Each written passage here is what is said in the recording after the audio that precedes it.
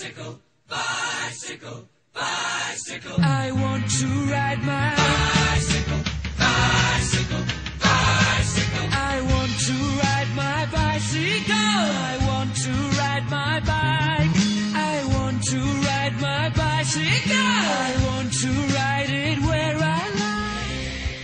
ओंकार जाधव महाराष्ट्रातला सायकलिंगचा नवा हिरो.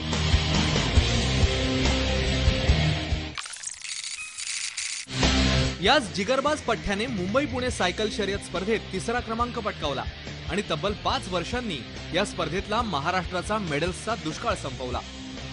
या 5 वर्षात कोणी महाराष्ट्रातलं त्या रेसला लागलंच नव्हतं, पण या त्या गोष्टीसाठी ते गोष्ट करून दाखवण्यासाठी मला 1.5 वर्ष मेहनत करावी लागली त्या गोष्टीसाठी. तेव्हा आता मी म्हणून या वर्षी मी करून दाखवलं की 3 मध्ये महाराष्ट्रातलं लागून दाखवलं मी. ओंकार मुंबईच्या वरळी भागात राहतो, तेही गव्हर्नमेंट क्वार्टर्स मध्ये. वडिलांच्या निधनामुळे ओंकारला तसा आईचाच मोठा आधार आहे. परिस्थितीचा बाऊ न करता ओंकारने स्वप्न पाहिली आहेत ती सायकलिंग मध्ये करिअर घडवण्याची. सायकलवर ओंकारचा जीव जडला अगदी लहानपणी. रोज सकाळी ओंकार रस्त्यावर सायकल चालवायचा, पण तेव्हा त्याच्यासाठी सायकलिंग हा केवळ एक छंद होता. ओंकारला सायकलिंग या खेळाविषयी फारशी माहिती नव्हती, पण त्याच्यातलं टॅलेंट जोखलं या माजी सायकलपटूने आणि मग ओंकारचा प्रवास खऱ्या अर्थाने सुरू झाला.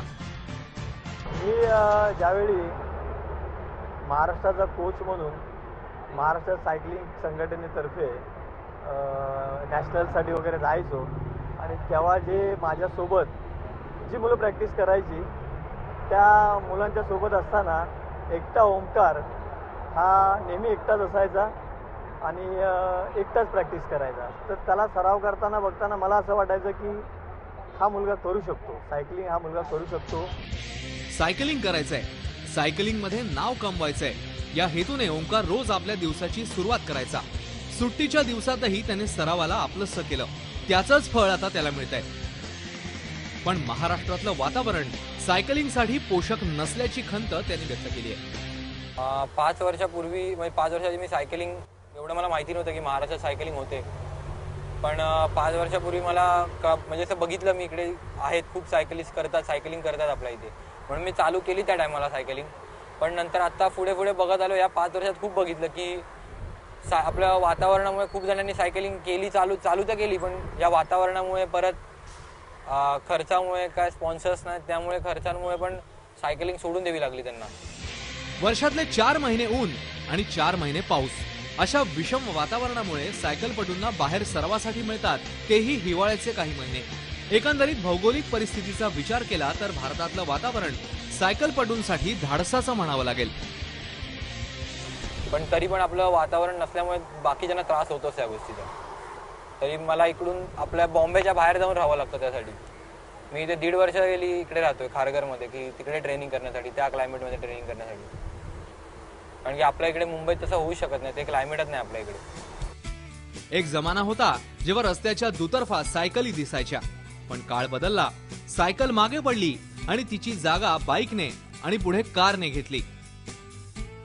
आता रस्त्यावर उतरणाऱ्या सायकलपटूंसाठी ट्रॅफिक जॅम ही एक मोठी समस्या बनली. मुंबईतून जर सायकलपटू घडवायचे असतील तर किमान एक तरी सायकलिंग ट्रॅक असणं गरजेचं आहे. आणि कारण की रोड तसे असल्यामुळे परत ट्रॅफिक, त्यामुळे तशी ट्रेनिंग नाही करता येणार आपल्या इकडे. जर स्पॉन्सर्स वगैरे असले, जर तेवढा कोणी हेल्प केलं सायकलिंगला, गव्हर्नमेंटनी जर सायकलिंगला किंवा CFIने सायकलिंगला जर तेवढं महत्त्व दिलं गव्हर्नमेंटने सायकलिंगला तर परफॉर्मन्स करू शकते. पण जर गव्हर्नमेंटने तेवढं महत्त्वच नाही दिलं सायकलिंगला तर कसं कोण नाही करणार. पण अशा समस्यांमधून मार्ग काढत ओंकारने मुंबई पुणे स्पर्धेत आपली छाप पाडली. डोक्यावर तळपणारा सूर्य, उन्हामुळे जाणवणारा थकवा या सर्वांवर ओंकारने मात केली. ओंकारच्या या यशामागचा खरा चेहरा आहे मसूद. मूळ जर्मनीच्या या कोचच्या टीमने मुंबई पुणे सायकल शर्यतीत सपशेल निराशा केली होती, पण त्याच वेळी ती रेस मुंबईच्या या ओंकारने पूर्ण केली होती. ओंकार तेव्हा 14वा आला होता. त्याची रेस पूर्ण करण्याची जिद्द पाहून मसूद यांनी ओंकारला पुढे नेण्याची जबाबदारी आपल्या खांद्यावर घेतली. Onkar is one of the first cyclists I meet here in Mumbai. On that time I saw then all his potential, and this is now the last 40 months or they make that practice, and I've not seen ever in my life that one cyclist make so hard practice. And this show me he have more potential and he can do more, not only for Mumbai or for Maharashtra or for India. Omkar सध्या त्याच्याच हाताखाली सायकलिंगचे धडे गिरवतोय. सायकलिंगचा सराव करता यावा यासाठी तो घर सोडून नवी मुंबईतल्या खारघर परिसरात राहायला गेलाय.